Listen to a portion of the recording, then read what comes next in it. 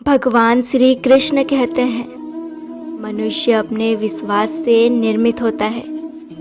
जैसा वो विश्वास करता है वैसा ही वो बन जाता है। अर्थात आपका खुद के बारे में जैसा विश्वास होता है आप सच में वैसे ही बन जाते हैं। अगर आप खुद को यह विश्वास दिलाते रहें कि मैं हार चुका हूँ, तो हाँ, आपका विश्वास सही है, आप मैदान से चले जाओगे।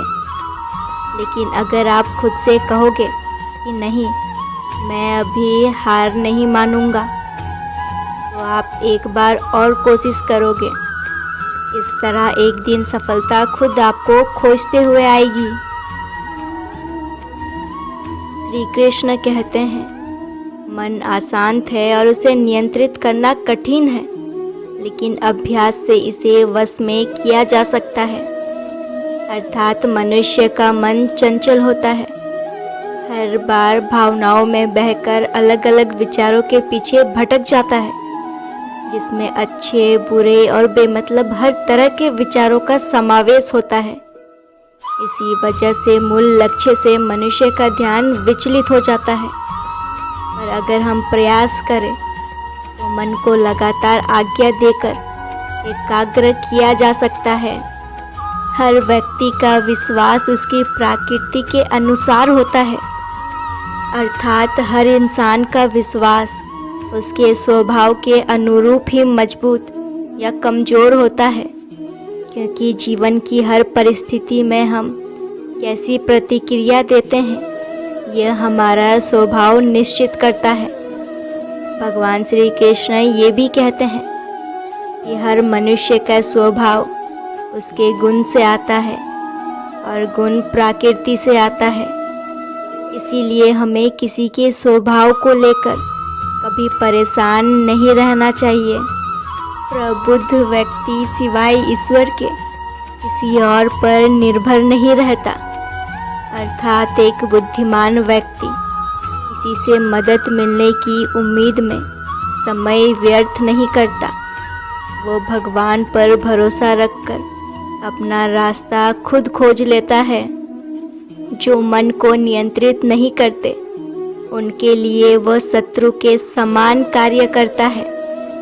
अर्थात अगर किसी के मन में कोई बुरा ख्याल बार बार आ रहा है और वो उस ख्याल को रोकने या उसकी जगह दूसरा ख्याल लाने की कोशिश ना करे, तो वो ख्याल उसे बुरी तरह से विचलित कर सकता है। उससे मत डरो, जो वास्तविक ही नहीं है, ना कभी था और ना कभी होगा। जो वास्तविक है वो हमेशा था और उसे कभी नष्ट नहीं किया जा सकता। अर्थात इंसान उस बुरी घटना की कल्पना करके चिंता करता रहता है जो कभी घटी ही नहीं।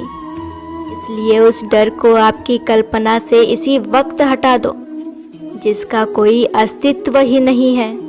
व्यक्ति जो चाहे बन सकता है अगर वो विश्वास के साथ इच्छित वस्तु पर लगातार चिंतन करे। अर्थात आप जो चाहे वो बन सकते हैं, पर इसके लिए आपको उस लक्ष्य पर लगातार ध्यान लगाना होगा।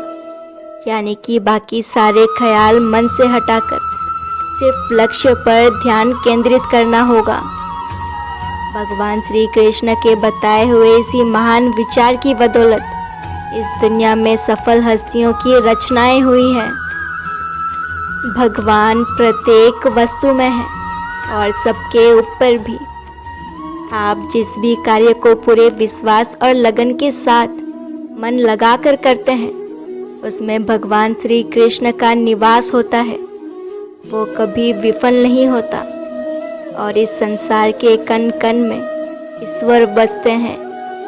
वही शुरुआत है, वही मध्य है और वही अंत भी है। क्रोध से भ्रम पैदा होता है, भ्रम से बुद्धि व्यग्र होती है। जब बुद्धि व्यग्र होती है तब तर्क नष्ट हो जाता है। जब तर्क नष्ट होता है तब व्यक्ति का पतन हो जाता है।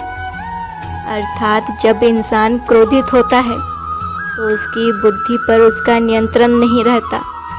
अच्छे बुरे की पहचान करना, भविष्य में परिणाम क्या होगा, इन सब बातों का उसे ध्यान नहीं रहता।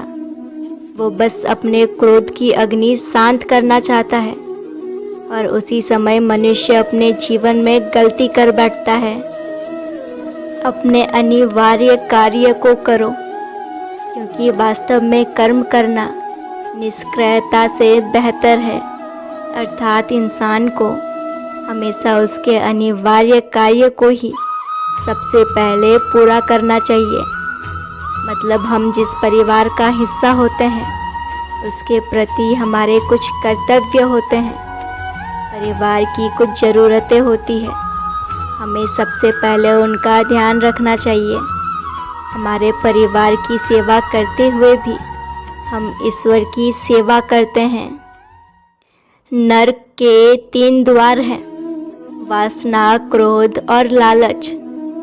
अर्थात मनुष्य अपने जीवन की खुशी और दुख के लिए खुद जिम्मेदार होता है। वासना, क्रोध और लालच, इन्हीं से दुनिया में पाप की निवृत्ति होती है। इसलिए अपने मन को सदा नियंत्रण में रखो। जन्म लेने वाले के लिए मृत्यु उतनी ही निश्चित है जितना कि मृत होने वाले के लिए जन्म लेना। इसलिए जो अपरिहार्य है उस पर शोक मत करो। अर्थात जन्म और मृत्यु एक सत्य है जिनसे धरती पर मानव अवतार लेकर आने वाले भगवान भी नहीं चुकाते। इसलिए किसी भी नश्वर के लिए हद से ज़्यादा दुखी मत होना। जीवन ना तो भविष्य में है और ना ही अतीत में, जीवन तो बस इस पल में है, केवल इस पल में है। अर्थात मनुष्य को ना तो भविष्य की चिंता करनी चाहिए और ना तो अतीत को याद करके खुद को कोसना चाहिए। बस इस पल को जीना और यादगार बनाना चाहिए। यही मनुष्य जीवन है। बुराई तो तुम्हें हजारों की भीड़ में भी तुम्हें ढूंढ लेती है, ठीक उसी प्रकार जैसे गायों की झुंड में बछड़ा अपनी माँ को ढूंढ ही लेता है। अर्थात बुरे कर्म करने वाले इंसान को अपने कर्मों की सजा इसी जन्म में भुगतनी पड़ती है। कोई भी अपने किए पाप कर्मों से मुंह नहीं मोड़ सकता।